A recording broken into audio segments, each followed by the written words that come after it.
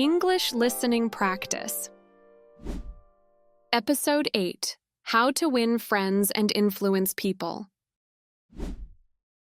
Hello, everyone, and welcome back to another episode of Listening Practice from English Learning Hub. My name is Emily, and I'm happy you are here with me. Today, we are going to explore a very special book called How to Win Friends and Influence People by Dale Carnegie. I'm going to share simple explanations, real-life stories, and friendly advice that you can use right away. I will talk slowly and clearly, so this episode is especially for beginner learners. Let's sit back, relax, and have a warm chat about making friends and creating good connections. When you want to build better relationships, the very first thing to remember is to avoid criticism. Criticism can make people feel hurt or upset. It can push them away instead of bringing them closer. I learned this lesson with a friend at work. He was new to our team, and he often made small mistakes on the computer. At first, I felt annoyed, and I said something like, "You did that wrong again." He looked down and stopped trying as hard. Then I thought about Carnegie's words. I decided to try a different approach. I said, "Hey, I know these programs can be tricky. I had trouble with them when I started too. Would you like me to show you a shortcut I use?" He brightened up and said yes. After that, he learned the trick quickly, and he thanked me for helping instead of pointing out his error. A small change in words made a big difference, and our friendship grew. Next, let's talk about sincere appreciation. Many of us know how nice it feels to get a gift or a compliment, but it can be hard to know what to say. Carnegie reminds us that honest praise is like sunshine. It warms people's hearts and makes them bloom. I want to tell you about my neighbor, Mrs. Lopez. She bakes amazing banana bread every Sunday, and she shares a slice with all of us on the block. One morning, I stopped by her door and said, "Mrs. Lopez, your banana bread is so soft and sweet.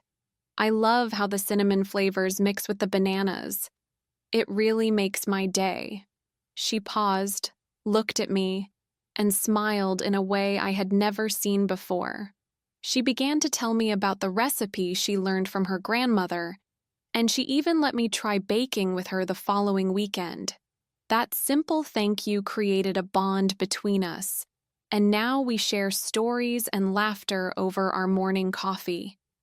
Another idea from the book is to arouse in the other person an eager want. This idea is about helping people see that your request can help them reach their own goals. I saw this in action with my cousin, Mark. He wanted to learn Spanish, but he felt it was too difficult. He spent hours memorizing grammar rules without fun.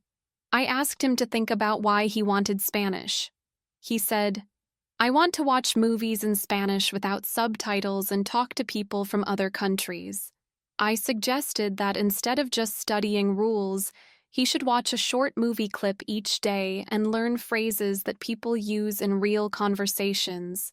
He could repeat them and even act them out. When he did this, Spanish stopped being a dull class and turned into a fun experience. He felt excited, and fast forward 6 months, he was chatting with tourists in the park with confidence. By tapping into what he truly wanted, he found a path that made him happy and kept him going. Dale Carnegie also gives us simple ways to become more likable. One important way is to show genuine interest in others. When we ask open questions and listen with our whole heart, people feel seen and valued. I remember a coworker named Lucy who loved to paint. I knew only a little about her hobby, until one day I asked, "Lucy, what do you like most about painting?" She lit up and told me about the first time she painted a sunset over the sea. I asked, "Which colors did you choose for the sky?" She showed me her phone, and I noticed how carefully she selected each shade. We spent the next few minutes talking about brushes and papers, and I learned more than I ever expected. Lucy later told me that she had never had a coworker who cared so much about her art. And from that moment on, we became friends who shared weekend painting classes. Another tip is to smile. A smile costs nothing, but it can brighten someone's day. When you meet a new person or see a neighbor in the hallway, try a warm smile and say, "Hi, how are you?" It sets a friendly mood and makes the other person feel welcome. I was once at a busy train station, feeling tired and a bit lost. I saw a station worker who looked stressed. I walked up, smiled, and said, "Excuse me, could you tell me which train goes to Maple Street?" She paused, smiled back, and gave me the directions. She said it was nice to be greeted with kindness, and she told me exactly where to go. A simple smile opened the door to helpful words. Using a person's name is another way to show you care. A name is the sweetest sound to a person, as Carnegie writes. When you meet someone, try to repeat their name. If you are introduced as, "Hi, this is Jason," you can answer, "Nice to meet you, Jason." Later, if you see him again, you might say, "Jason, how did your presentation go yesterday?" Hearing one's own name helps people feel important. A few years ago, I joined a small book club, and I introduced myself to each member as Emily. I made a point to say each name back to them. So, I'm talking to Anna, Ben, Carla, and Dan. Writing their names down in my notebook helped too. At the next meeting, when I greeted them by name, their faces lit up. They remembered me, and I was no longer a new face in the group. Being a good listener is a skill that most of us need to practice more. Being a good listener means giving full attention to the person who speaks. It means not thinking about your reply while they are talking, but just hearing every word. A friend of mine, Tom, always loved to talk about travel. One day I asked him, "Tom, what was your favorite place on your last trip?" He began to tell me about a small village in Italy where the people sang on their balconies at sunset. Instead of interrupting, I listened quietly and nodded. After he finished, I asked, "How did you discover that village?" He smiled and told me more stories. Because I listened, our conversation felt deep and real. He thanked me later for being such a good listener. Talking in terms of the other person's interests helps build a bridge between you. If someone loves gardening, ask about their plants. If someone loves cooking, ask about recipes. My sister Olivia is a yoga teacher. I don't practice yoga much, but I once asked her, "Olivia, what makes yoga feel so peaceful?" She explained her breathing technique and how she focuses on one movement at a time. I nodded and asked, "Which pose do you find the toughest?" She taught me a simple stretch right there in the living room. That moment turned into a fun lesson and a chance for us to laugh together. Making people feel important is at the heart of the book, but it must come from the heart. People can see through false flattery. When a friend helps you, tell them exactly why it matters. I was writing a report for work, and my friend Jason read it and gave me clear feedback. I said, "Jason, your suggestions about the chart made all the numbers easier to follow. I think the team will thank you for helping me make it simple." He grinned and said he felt proud that his advice made a difference. That small moment made him eager to help again. Carnegie also teaches about leadership and how to guide people gently.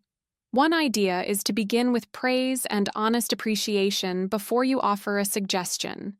If you need to ask someone to change part of their work, start by pointing out what they did well. "I see you spent a lot of time on this design. The colors look great. Could we slightly adjust the layout so the title stands out more?" When you start on a positive note, people listen with open minds. He also advises to call attention to mistakes indirectly. Instead of pointing and saying, "You did this wrong," try asking, "Do you think we could make this section even stronger by adding a photo here?" It invites them to fix the issue without feeling attacked. Another tip is to talk about your own mistakes first. If you need to correct someone, you can say, "I remember when I missed a meeting because I forgot to set an alarm. I learned to set 2 alarms now. Would you like me to show you how I do it?" Sharing your own fault shows humility and makes it safe for others to accept help. Asking questions instead of giving direct orders gives people a sense of freedom. Rather than saying, "Submit this by Friday," try, "Would you mind sending me this by Friday?" The polite request feels less like a command and more like teamwork. Letting people save face is also key. If someone makes a slip in a meeting, you can say, "We all make mistakes sometimes. Let's see how we can fix this together." It keeps their dignity and keeps the group's spirit high. Adding praise for each small improvement encourages growth. I once taught a new coworker how to use a database, and the first time she navigated without help, I said, "Nice work finding that record so quickly. It's clear you've been practicing." She beamed and kept getting better every day. Giving someone a good reputation to live up to can push them to do their best. If you tell a friend, "I know you're the most reliable person to handle this task," they will try to meet your confidence. I tried this with my cousin who often forgot deadlines. I said, "I trust you to get this done by next week." He surprised me by finishing 2 days early. Encouraging others by making faults seem easy to correct helps too. If a student makes a grammar mistake, you could say, "This rule is just a little tricky. Try practicing these 3 sentences each morning and you'll master it." A simple plan can make a big challenge feel small. Finally, make people happy about doing what you suggest by showing them the benefit. When I wanted my neighbor to join a morning walk, I said, "It's a great way to feel energized and start the day on a good note." She agreed and later thanked me because she felt more awake all day. Dale Carnegie also shows us how to influence ideas with simple steps. One idea is to get the other person saying yes right away by starting with points they agree on. If you want to ask someone to volunteer, you might begin, "We both care about helping our community, right?"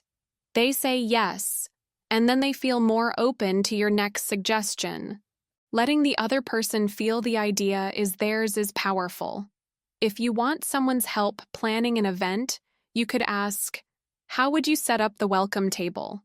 They give ideas, and they become more committed because it feels like their own plan.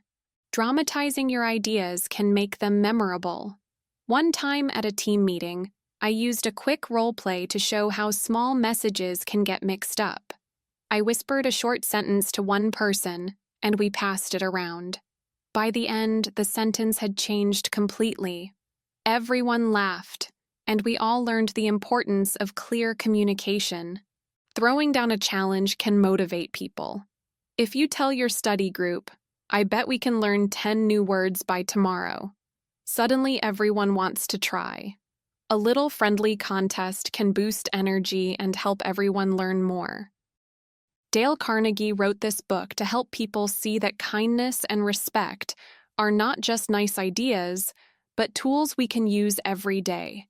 His words remind us that genuine care and small acts of friendship can open doors we never expected. You don't need to use every tip at once. Try a few that feel natural and see how people respond. Practice one idea this week, maybe sincere appreciation or deep listening. Notice how someone smiles more, or how a simple question can make a conversation flow. These small steps will grow into strong bonds and happier moments. Thank you for listening to this episode about how to win friends and influence people. I hope you feel ready to try these ideas in your life. Share your thoughts in the comments below, and let me know which tip you will try first. If you enjoyed this episode, please give it a thumbs up and subscribe to our channel. Hit the bell icon so you won't miss any new episodes. See you next time. Goodbye, everyone.